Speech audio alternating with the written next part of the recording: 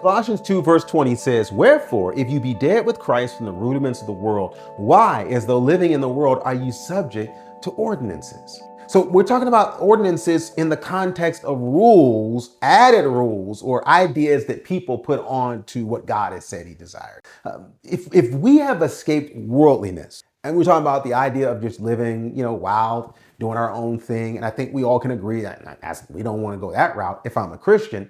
Well, in the same way, you're saying, well, if you're going to get rid of the world in that respect, well, don't pick it up on the other side. You're going to put down the fork, don't pick up the spoon, where you're back still to what people decide to do, whether it's living wild or whether it's living according to their idea of what is good or bad. These ordinances that are man-made and not God ordained. That's why I love Matthew 27 to say, look, we don't have to settle for what the world has to offer. We can go straight to the throne of God, because it says, behold, the veil of the temple was rent in twain from the top to the bottom, and the earth did quake and the rocks rent, showing us that we are no longer relegated to what's on this world.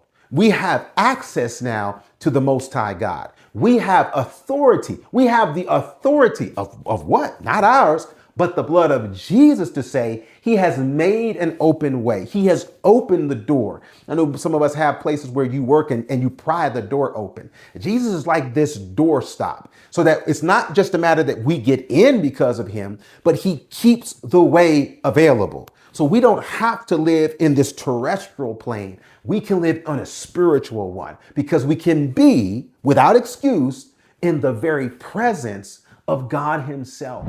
Hey everybody, I hope this study is blessing you, and I believe it is, because that's what we prayed for. If it is, do me a favor. Can you hit that like button? Also share this video with someone else, and make sure you watch it to the end. All of these things combined will help the channel grow, but more importantly, it'll continue to help you grow as we grow. Even here in Mark 7, look at the authority that Christ says, look, you can have this same gift. The Pharisees and scribes asked him, why walk not thy disciples according to the tradition of the elders, but eat bread with unwashed hands? He answers and saying to them, well hath Isaiah prophesied of you hypocrites, as it's written, this people honoreth me with their lips, but their heart is far from me. Why would Jesus say this? Because these were people complaining about washing their hands, when in their heart they were trying to conspire to kill. They were conspiring to take life. They were conspiring to destroy.